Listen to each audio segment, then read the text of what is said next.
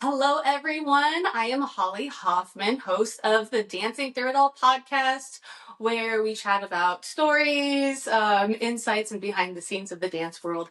And I am so very excited to have the most amazing Miss Suzy here today. Just hi. Miss Suzy, would you like to tell us a little bit about yourself? Sure. I've been in business a long time. I didn't start till I was 19. That's very unusual, but I think that's one of the reasons I've been in the business a long time, because I really had to work so hard and wanted so badly to catch up and make it happen. Started in ballroom. By accident, just hated my job, looking for newspapers back then, and there was no fun jobs. But then there was Go-Go Girls in Cages. That tells you how long ago it was. And then there was Fred Astaire Dance Studios, and they train you. And I'll tell you, to this day, I make a nice portion of my income from my ballroom. It's influenced every capability I have. It was a great way to start. And it was great because I wasn't athletic, but I was musical. So it's very musically based. It was really fun. We competed. This was in Chicago. I competed cha-cha with my partner, Mr. Lucky. It was really fun. Anyway, I went on. I got a degree in modern dance. At the time, that was all the colleges had. They didn't have jazz degrees or musical theater. It was pretty limited, but it was also a wonderful thing to train in. And I got a lot of dance history from that. And then I went on, and just my timing, I was like Forrest Gump of dance and pop culture. My timing was just like so lucky. Like I had just done ballroom, and then disco hit. Bam, such a good living. You know what I mean? There was so disco bat mitzvahs, disco everywhere. People wanted disco. Same thing, like with every dance trend that hit, I was there. And shall I continue with the driplets and yes, Well, so then I lived in San Francisco, and I had a dance company with a partner, satirizing pop culture, called the Rhythm Methods. And it was really fun. It was a crazy time. It was the late 70s. We got to double bill with companies, including the Sisters of Perpetual Indulgence. They were amazing. Yeah, they stole our Supremes wigs, as a matter of fact. We doubled with a deaf dance company. There was a big upraising comedy. Like at that time, the local comedians were like Dana Carvey, Nora Dunn, Paula Poundstone, and they all opened for us at our show. We had a theater. We got the cover of the Pink Section twice. It was amazing and such a crazy time. And a new trend broke out in San Francisco, because there was this brand new thing about to happen called the Chippendales. And the theater we worked at, right on the strip in San Francisco, like the crazy adult strip. Anyway, so I did a lot of work with the burgeoning male strip genre, which was as fun as you think it would be. It was really, really fun. I got a TV show. A local producer wandered into the Rhythm Methods dress rehearsal, and big, mantra there, always, you never know who is watching ever. It's like, I'm 100% proof of that. It's completely true. Loved us. And thank God we were just like living it up, instead of like, tech.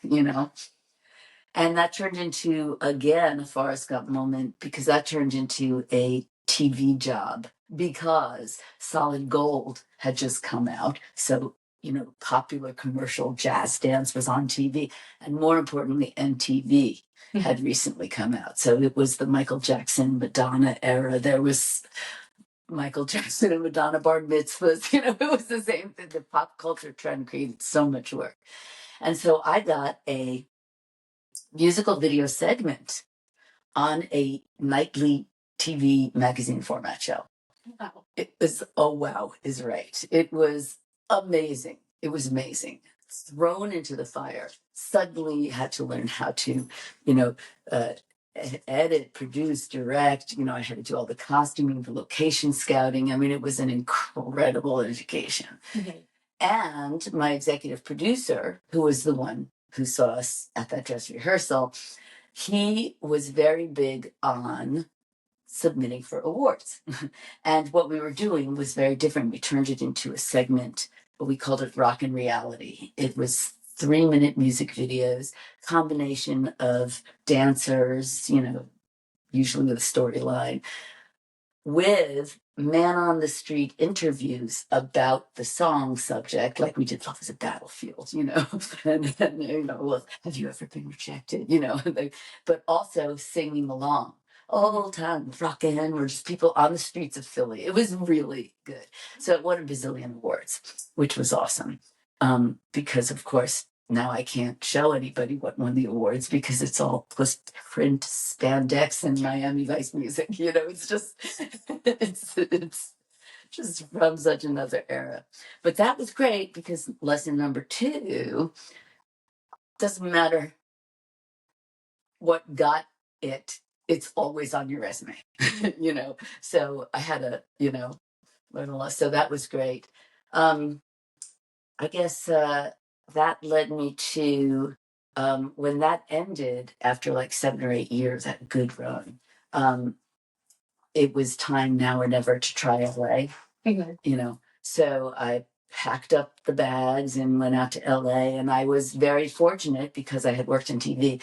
I had a fantastic sizzle reel, like professional quality, and this was in the 80s. You know, it was hard to make a good demo reel, you know, and I had TV quality, great editing. So I got an agent and a manager very quickly, you know. So then were the LA years. That was good for celebrities. I got to work with a lot of celebrities. And I met a lot of incredible people. And I got to teach at a studio that was just, it was the Debbie Reynolds studio. Mm-hmm. And, you know, just, we were like the studio that they came to express themselves, you know. So it was amazing. But I'm too thin skinned. It didn't, you know, to be in a market so huge, it was just very vulnerable feedback, you know, and the pressure, like, you know, the pressure to get it right. A lot of money is at stake, you know, and, you know, so it was incredible. I loved it. Worked for some, you know, again, the resume, and no matter how good or bad the gig was or how important I was or wasn't, it's still a legitimate credit. So, and then got tired of the smog and the hurt feelings from not everybody loving everything I did so much, you know, was, I wanted to, I was trying, this is the dawn of conventions. So I got to be, you know, dance competitions now, which I believe is one of our topics today, right? Well, back then there was just 3, the granddaddies of them all. It was Hochter's, Artstone, and Tremaines, and Dupre's for. But it was very, very different. Like you were in small little towns in Iowa, you know, and all over and to have choreography that changed lines. They were like whole new worlds opened up. It was before So You Think You Could Dance, and you know. So I could take that work anywhere. It's a great gig if you have the experience and the skill of judging at a competition. It's an amazing job, but it's hard. It's like long hours, 7 a.m. to 11 p.m. I did one where we did 800 numbers in a day. It's marathon.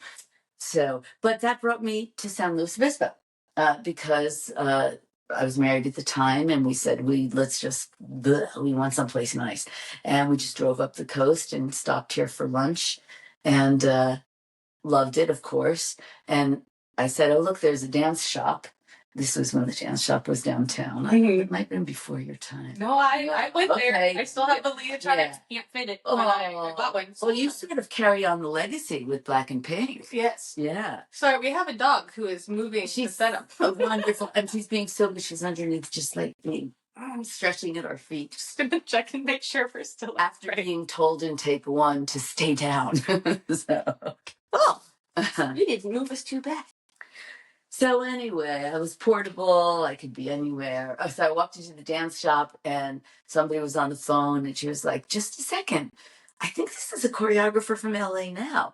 And I said, "Yeah." And she says, "Do you do competitions for conventions?" I was like, "Yeah." And she's like, "This is Leslie Bamberger." Oh, her choreographer had just canceled. Like, it was just such serendipity. And I was like, "Oh yeah," so here I am, a zillion years later. That was like the whole interview, wasn't it? I mean, I'm happy. Yeah. Oh, good. Well, there's lots more little weird tidbits in there, like bizarre jobs and anecdotes, but I'm sure we'll hit some of them. Oh, yes. No. What was one of your most favorite choreography, either pieces or just memories? Well, those are different things, I think. Mm-hmm. The pieces, out of everything I've done, and I've done some big stuff. I've done films and TV and theater and touring, and I've done big stuff.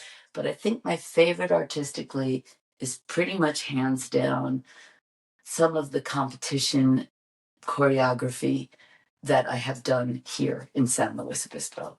It's just, I was finally mature enough as an artist.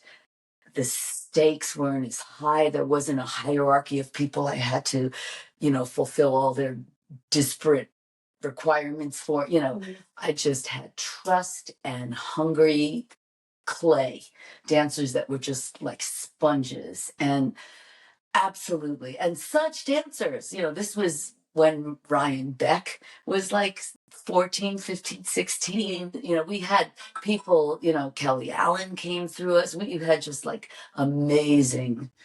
So I bloomed and matured as a choreographer. And some of those numbers, if anybody's watching who has seen, because I tend to recreate my numbers that become such a part of me, mm-hmm. that they're sort of almost like iconic to me, So that would include Rhythm of the Heat, which was done. It was Hancock. It was Pat Jackson's. It's been all over. It's killer. Pop music. Well, pop music was before here. Pop music was with the Rhythm Methods, and gosh, anybody who's ever followed my work knows pop music. So anyway, that's my favorite work. And also, to a certain extent, the original shows. Like I was working with Little Theater at a Golden Age also. And I wrote a show about Bob Fosse called Razzle Dazzle. And it was like a homage retrospect with narrations in between. That was like, oh, I think I've seen that in your reels. This was so good. Such talent again, the theater. Yeah. And then also I did the Love Junkies more recently with Sheila, Todd, and Steven. So anyway, those are my favorite memories. Of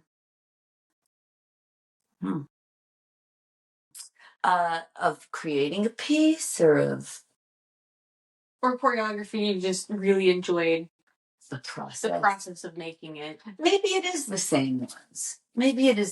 There was a lot of excitement in LA when I would work with celebrities, and it was just like very surreal to meet them and, work with them and talk to them and, do stuff with, but it was never pure enjoyment. That's what I mean. I don't think I'm built for that kind of echelon.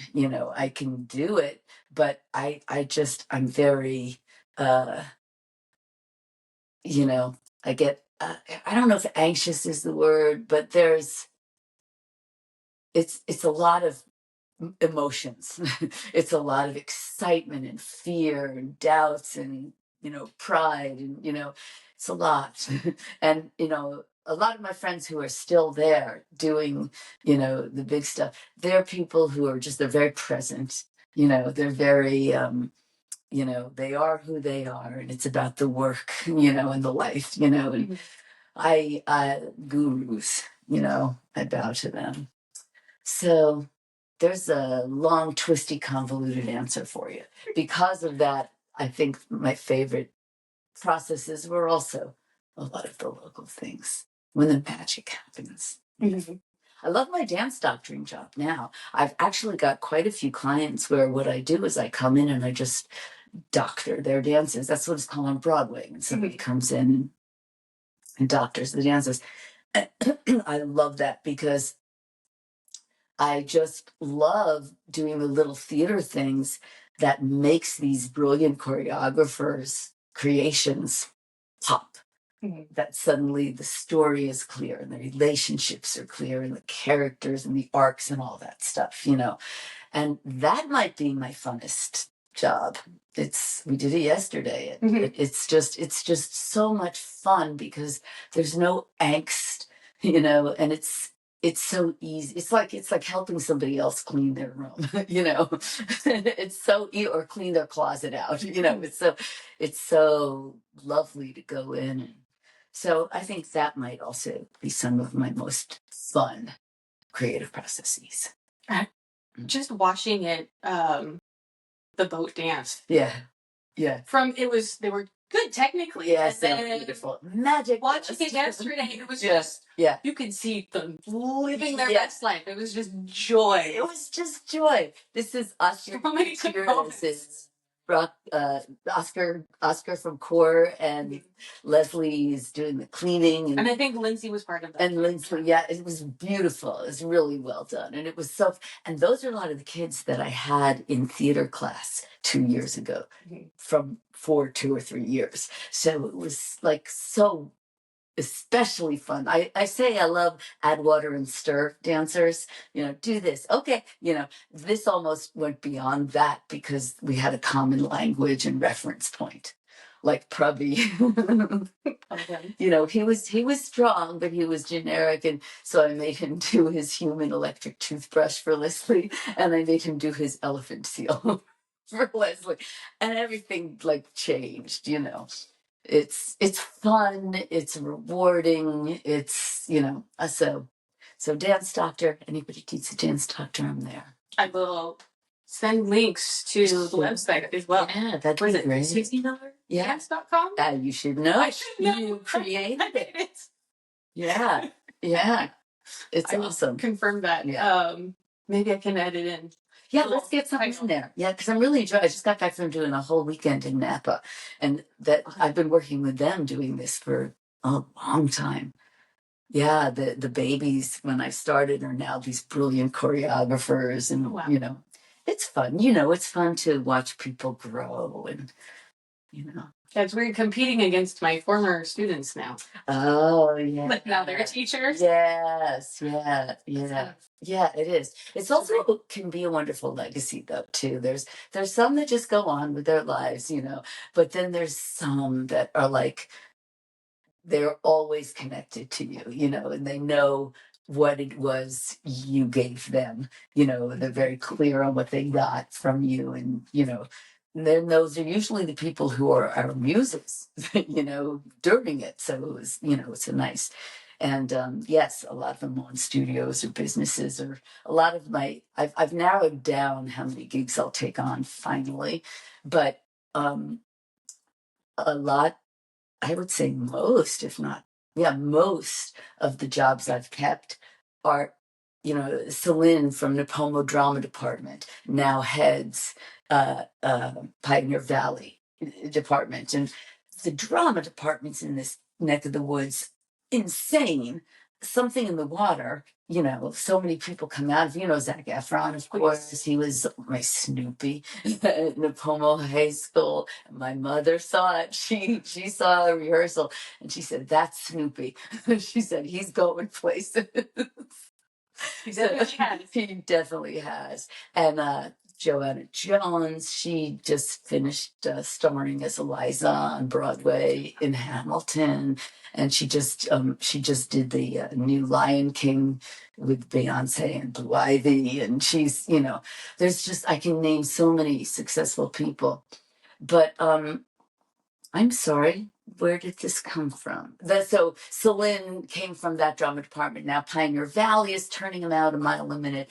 And we have PCPA here, which is fantastic. It's just such a great option for somebody who wants to go pro in either dance or theater.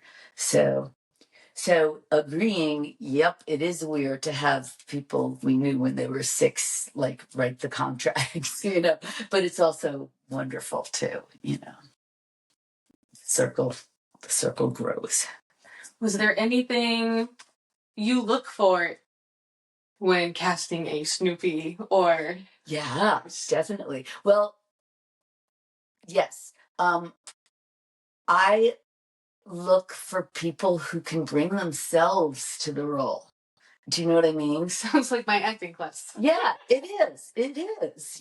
That's what it is. It's Aaron, right? Well, his mother. He says hi, bye. Rob, and tell him, give him my love. His mom ran that department that they're all springing from in Napomo. But yeah, somebody that, interests that's fun and interesting and unexpected and fully themselves. And it almost can be in any direction.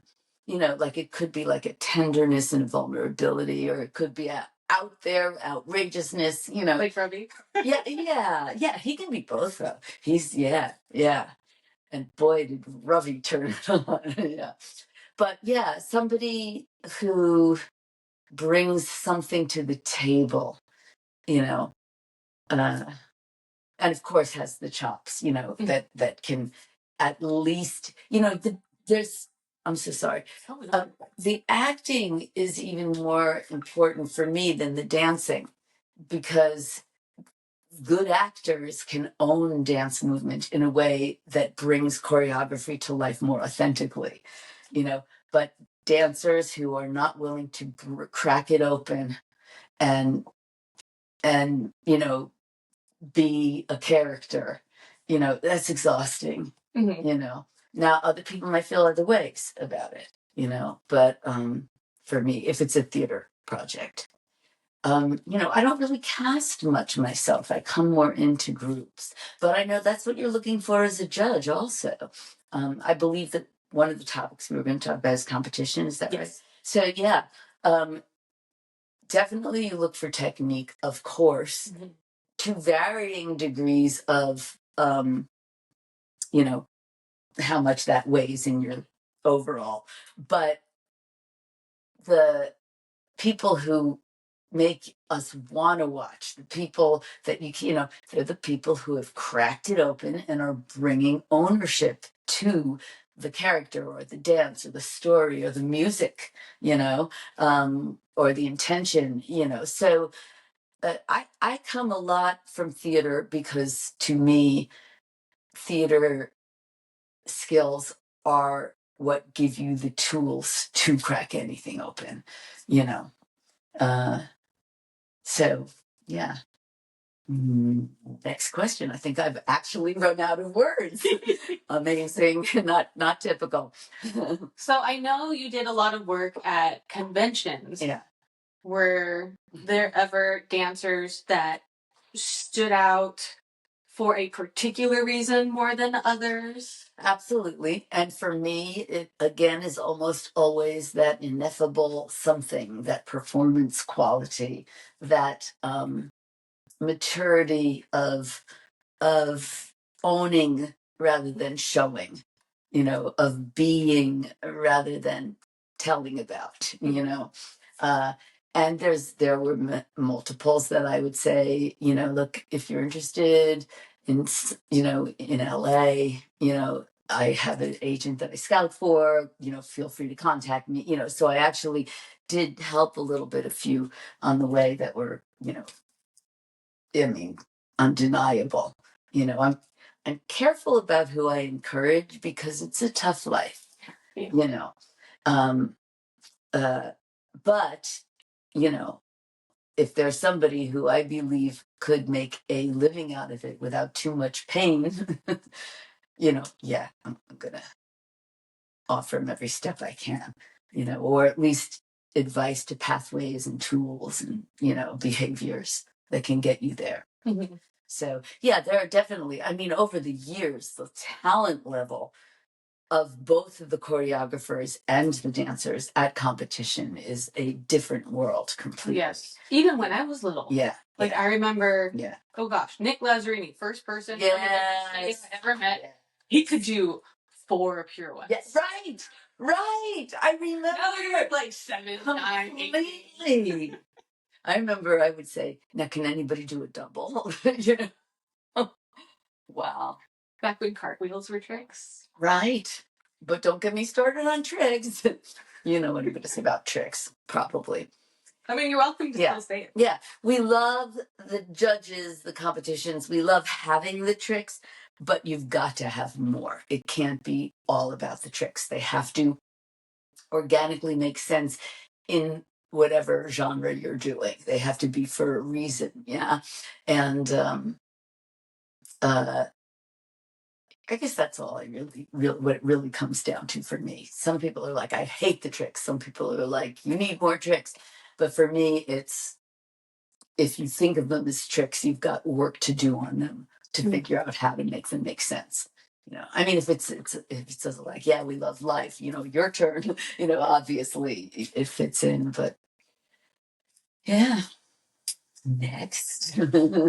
Are there any stigmas or just things that people you think kind of have wrong in regards to choreography and what they should be bringing to the table? You mean in a competitions? Like in competition conventions mostly, yes. Well, I guess other than tricks. I think that, you know, sounds self-serving, but I think that dance doctors of whatever genre are a really good idea.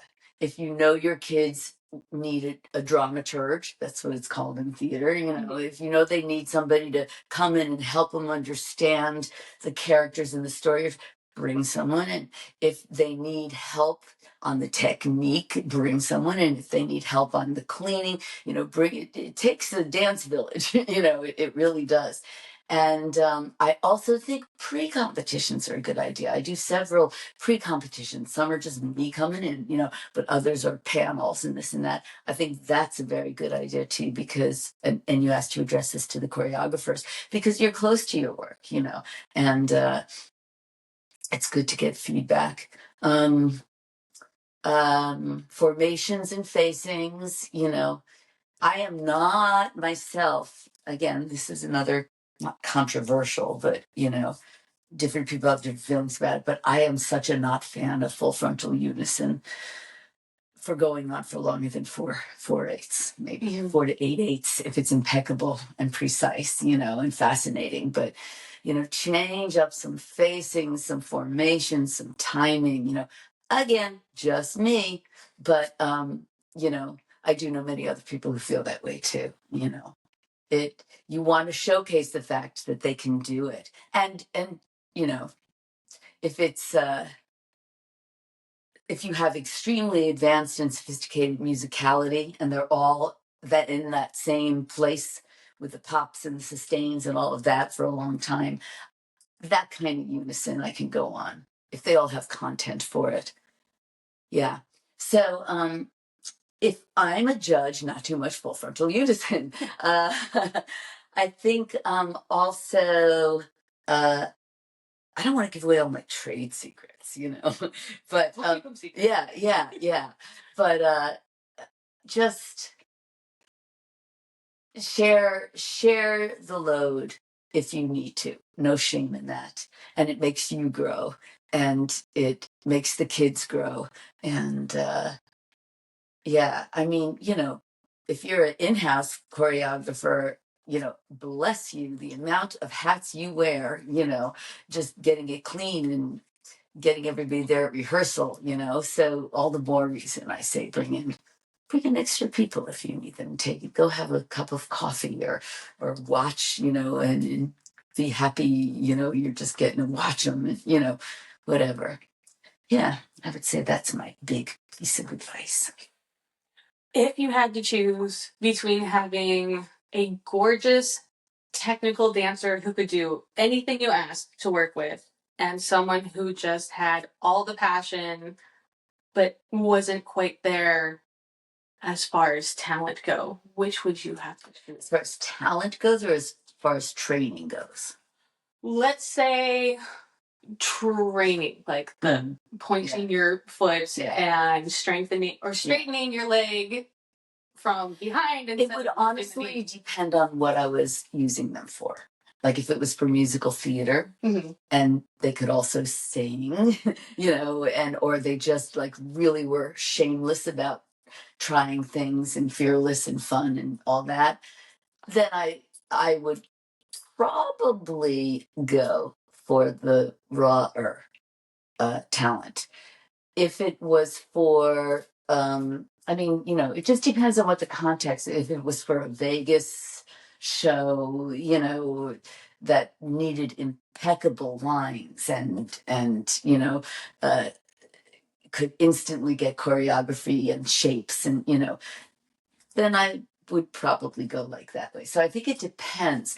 Personally, I go for the raw talent every time. So, they have to have some, but I feel, and it depends on the budget, because if it's big time Hollywood, they probably have the budget to bring in personal trainers, personal dance, Linda, the founding mother of the Hancock Dance Department, Linda. I can't believe I forget her name, but she was John Travolta's dance coach for Staying Alive. Yeah.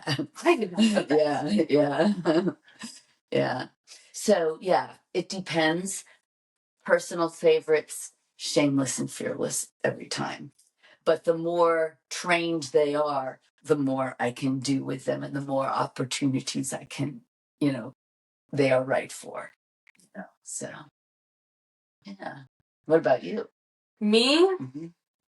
I like the ones who listen and try. Definitely. I mostly work with the little ones. Yes, though. yes. Listen and try. Isn't that what it all comes down to, though? Yeah. That's great. That's great. It's that I have to keep telling my dancers to feel comfortable with being uncomfortable. Yes. Yeah. And you need to make those mistakes to grow, or else you stay stagnant. Yeah. I find sometimes giving them permission, my saying wrong and strong, and delineating maybe certain runs. Okay, you can get it all wrong. If you get it wrong because you're like really living the situation, more power to you. Let's just see, because they're also being instructed in how to be exact, in the studio scenario, and how to do it right and how to remember it, So I find sometimes giving them wrong, strong runs it can really help them be able to push the button for on when they need to be on. Yeah, I think we ended up changing Kiki's choreography to one of those wrong things she ended up doing. More frequently than not. I for my style, I can't remember who famous said this. I think it was a famous Hollywood director, but he said the best directors are selectors. And that's my style. Like, I'm so good at saying, do that again, Can you make that bigger? Okay, let's put that here. Keep it. And it's usually more clever than what I had in mind, and almost always as clever. It's a really, for me, it really, really works. Yeah. So wrong and strong, and I think we did more than one. I mean, more than a few keep it's on Kiki. Probably. Yeah. I gotta see that again soon. And she's seeing it soon. Yeah. Yes, well, that's been pushed back, but that's a whole different thing. What advice would you have? Well, kind of two. One for aspiring choreographers. Yeah. And one just for dancers who want to catch the eye of choreographers who are auditioning. Absolutely. Well, so our aspiring choreographer, is she aspiring to be a better choreographer? Is she aspiring to become a professional in some genre? Let's say professional. And what what genre, like musical theater, like ballet, like, rock videos? Let's say contracted for say like different studios doing like competition, like be a professional competition choreographer. Gotcha. Okay, good.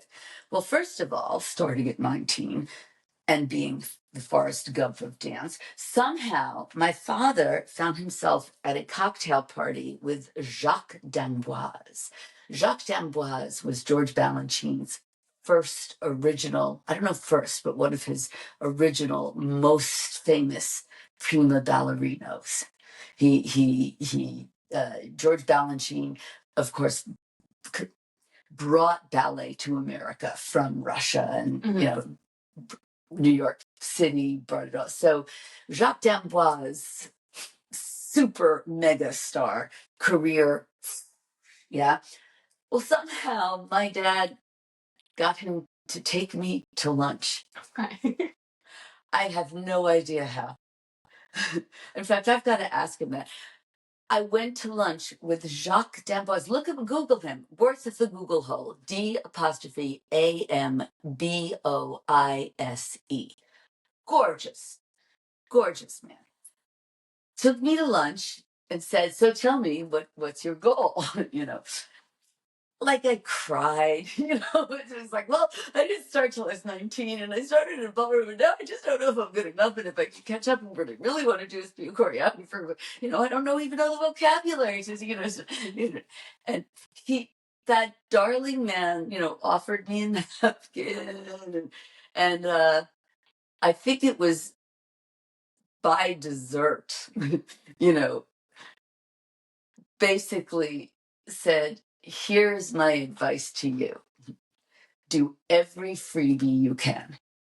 Work leads to work. Mm-hmm. That is true. And it has been my mantra ever since.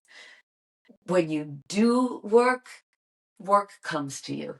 You get better. You have more experiences under your belt. More people see your work is the key, and if you are having a fallow period, offer your services. The other thing is, and this is what my father always said in business, one of the keys to success is having good mentors. Uh, it it really helps to do what you're doing right now to your mentors. How can I be a better choreographer? I've had multiple people. I've had pretty blessed life. A lot of people come up and say, I'd like to study at your feet, which of course I'm like, well, okay, so, but have a good mentor, that really helps. But really, work leads to work is the best one. And freebies. Don't be a snob about freebies. And they could come at any level, volunteer at the high school play, offer your services to a charity benefit, big one, but make sure you're good enough, make sure you're at the level, when you put out the work, so, yeah. Also, again, seek help, could I possibly take you out for a cup of coffee, and pick your brain, would you be comfortable watching my piece before you leave, giving me feedback, just want to grow and do your homework, know your dance history, watch every Fred Astaire movie, Gene Kelly, Martha Graham. You can do everything on YouTube now. You can find it all. Know your dance history, know your genres, watch Bollywood, watch all the musicals of all the flavors, go down rabbit holes. Who was Ted Shawn? Who was Jose Limon? Disco. When did disco hit? Learn your dance history and watch, and don't plagiarize. Very thin line, but important one between being inspired by and learning from, and copying and plagiarizing. So very important ethical, moral line. And strengthens you and makes you find your own voice, So absolutely, know where you've gotten things from multiple, but all the more reason to get it from multiple sources, because then it's the you stew. It's your unique bouillabaisse, conglomeration of everything you've seen. So those are good pieces of advice. That was a fun question. The second part was tell me again, who was for dancers who are looking to get jobs. Gotcha.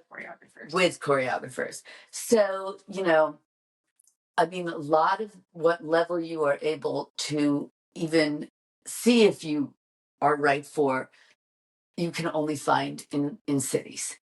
Geography matters. Mm-hmm. However, there is work everywhere, just in a regional area. It's probably not paid, which, could be a blessing, to be able to do it just to do it. Certainly you want to, how old are these people? Probably recently, either in college, probably just after. Yeah. So, if you have reasons that you are staying regional, absolutely find the regional work and do it for the pleasure and the experience, because if it's in your blood, you got to do it. You got to find a way to do it, and it'll make you grow. And work leads to work. If you listened to the prior segment, yeah, you meet new people who then recommend you, which leads to be great to work with for the people around you as well as the people for you. People often, hey, have you ever worked with so and so? Oh my God, you do not want, or have you ever worked with so and so? So on board, so on the team, so it matters. So be aware of your backstage persona, your rehearsal persona, just etiquette, compassion, professionalism. And you don't want to come to the choreographer with problems. You want to come with solutions. He runs into me every time. We have a little traffic jam, but I think we've worked it out. Or there's a little bit of a jam here. If I pass upstage, we'll be fine. So and on every level, to just bring solutions, because they're already overwhelmed and swamped and have a lot on their plate.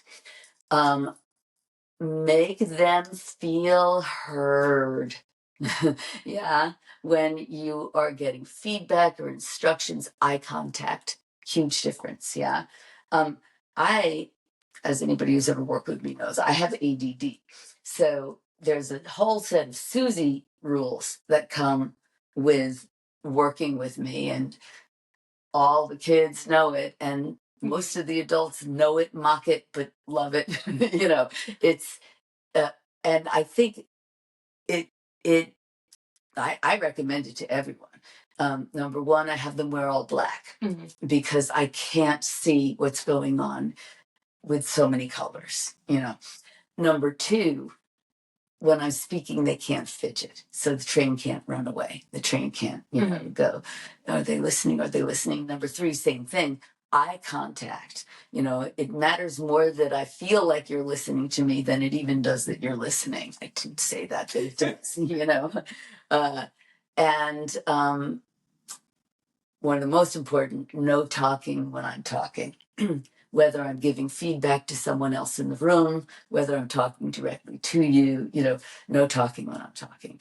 And I recommend that, be somebody who's sitting in a way that's attentive when they're getting notes, and not, just kind of hanging on somebody else, unless that's the vibe, once in a while, the choreographer might set that vibe, but and be someone that looks like they know what they're doing, have posture, take the corrections, just be easy to work with, be fun to work with.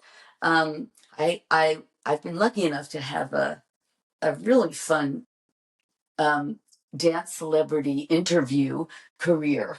Back when there were magazines, I got to interview. I got to interview Janet Jackson, and I got to Cyndi Lauper, and I got to do a lot of Cher's people. And one of Cher's people was saying, it was Joriana, I think. She's, I love her. Local girl made good, Pat Jackson legacy, amazing career still going on. Mm-hmm. But I think it was her or one of her dancers who was saying how important it is. Yeah, I think it was her. When she hires, she can't only think about their talent. She has to think about how they'll be on a tour bus. How will they be with all the other dancers and the situations that come up and the conditions and so just be someone great to work with, do the freebies, offer yourself too. Like, I'm not gonna lie. I love the good Starbucks surprise, So you don't have to do that. Like I could probably go to jail for that kind of bribery. But, expressing that kind of gratitude and respect and thank you, in whatever form, it goes a long way to a teacher, master teacher, choreographer. That's the other thing.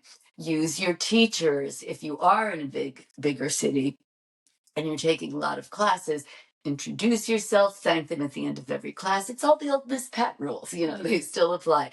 Be, again, people in the business get asked to recommend people in the business. It really is that way. So yeah, it's a business of personal connections too, no matter what people say. And no, millennials, Gen X, everybody who isn't a baby boomer, that's not nepotism. It's just reality. It's a networking industry. Mm-hmm. The more people you know, the more, obviously, if somebody is torn between two people and somebody says they are amazing to work with, that makes a difference. So networking matters. Everybody you meet in the business. Oh, here's another good one somebody told me way back when. Be careful of who you step on the way up the ladder, because you never know who you'll be going back down, or stepping over you, So, even the person in class who is the least trained, you don't know who they're going to become. You never know. Mm-hmm. Yeah. Who's watching? Yeah. Back to point A. Yeah. It's like I was the worst one on the team when I was competing, and I think I'm the only one still dancing. Right. Well, that's what I'm saying. You have to fight for it. You fight for it. It's a whole different thing from like having it, come easily. Yeah. And be nice. Yes. Yeah. You never know who you're going to work with someday. So don't snub someone who you're dancing next to at a convention or you're competing against. That's exactly right. Encourage everybody. See the good. I know it's kind of old school, but see the good in everybody. Just make your brain and it's true. You also never know whose parent somebody is. You also never know, whose next door neighbor someone is. You're always sort of auditioning as if you're in this industry trying to get work. Mm-hmm. And auditioning not in a phony put it on sense, but in a, you're always making an impression, especially like in LA, where every waiter becomes like an assistant director. It's in the industry towns, it's really true. It's even, hot sauce on top. Yeah. Mm.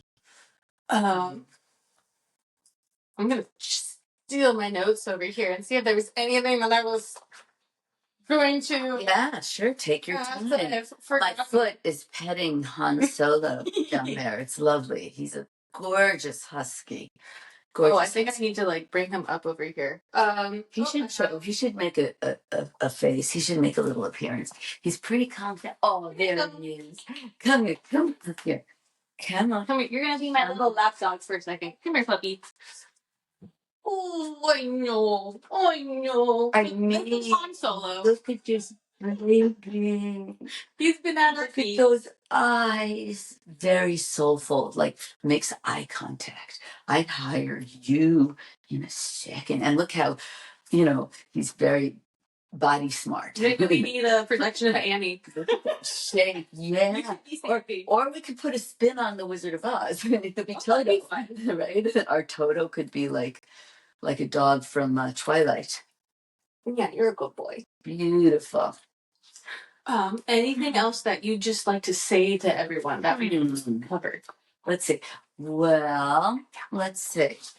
Fluff all over me now.